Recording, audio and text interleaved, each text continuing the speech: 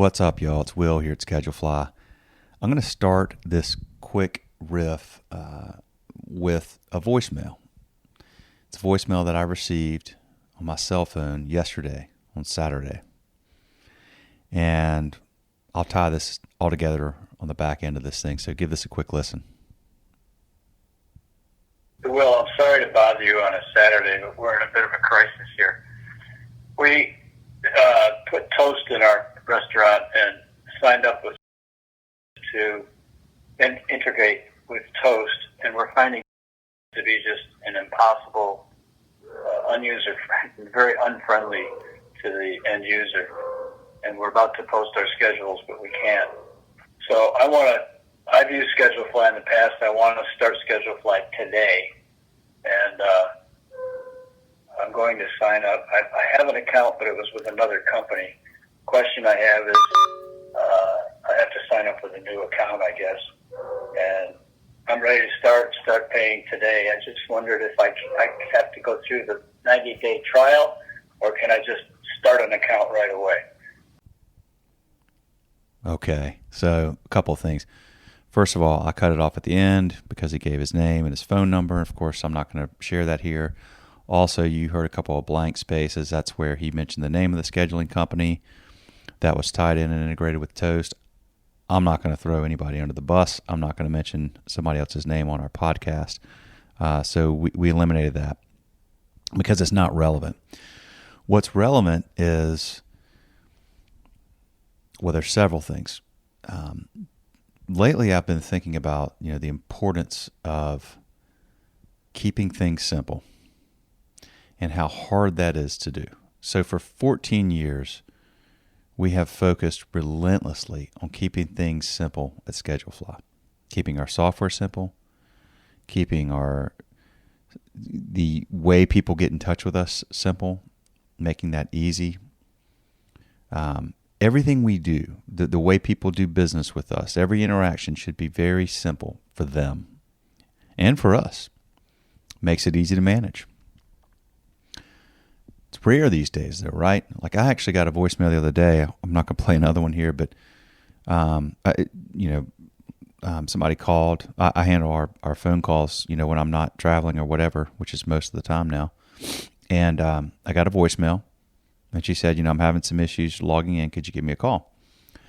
So not that long later, 10, 15 minutes later, whenever, I called her back and helped her out with what she needed help with. She said, "Thank you so much for calling me back. I figured I would never get a return call." And that struck me after we got off the phone. I just thought, man, that's amazing to think that you would call a business and leave a voicemail and just not get a call back. But the sad thing is, I wasn't surprised she said that. That wasn't reflective. Her comment wasn't reflective of us. She's never called us before and never needed help before. It's just reflective of what she typically gets when she calls other businesses or contacts other businesses. It's hard. It's complicated. If you can leave a voicemail, you don't expect to be returned. That's amazing. But the bar is so low these days that if you just simply return somebody's voicemail, they're blown away. Unreal.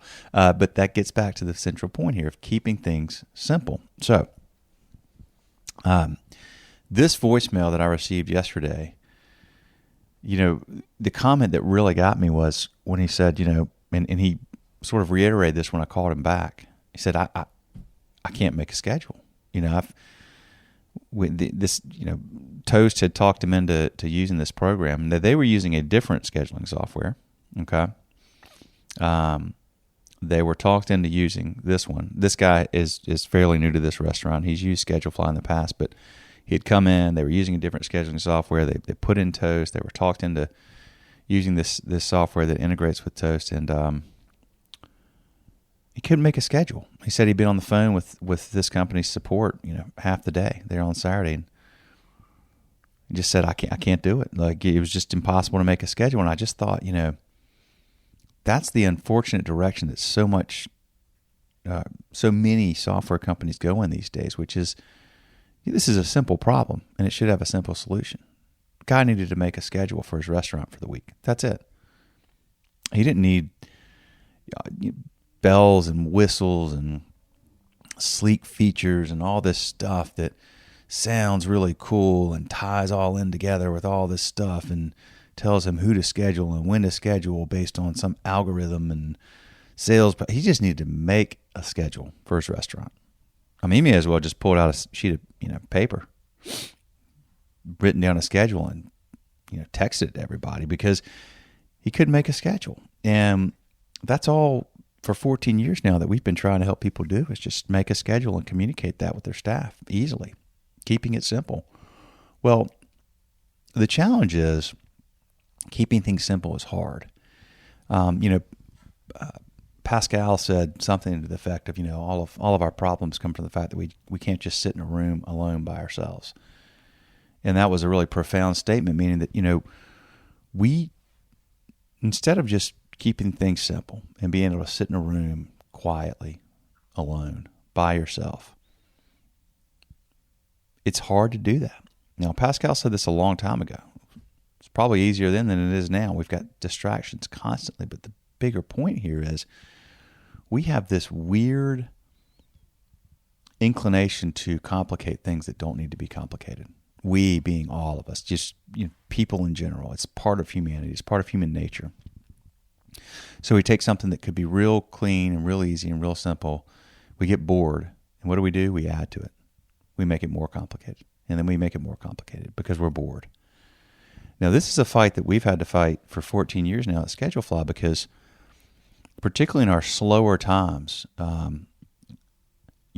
slower times being towards the end of the year, in the beginning of every year, the winter months, if you will, we bring in fewer customers, we lose more customers. People are, they're making changes for the year, or they're closing down, or whatever it is. They're not focused on deploying a new software. And and then we kind of ramp up through the summer, and then it's very cyclical. So during the slower months, when there's not as much going on, and not just not as much going on within Schedulefly, but just in our personal lives, right? There's just not as much to do because it's cold. So, Wes maybe isn't fishing as much, or I may not be out doing the stuff I do out, just all of these things. So particularly Wes and I, we tend to come up with things like, hey, we should try this. Maybe we should try this. Maybe it's time to do this. I mean, we went through this whole integration thing a couple of years ago during this time of year.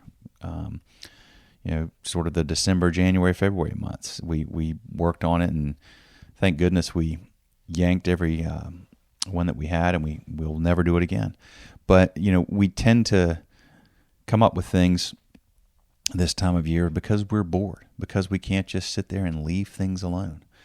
And that's a lesson we've learned, and then we've learned it again, and we've learned it again. And it's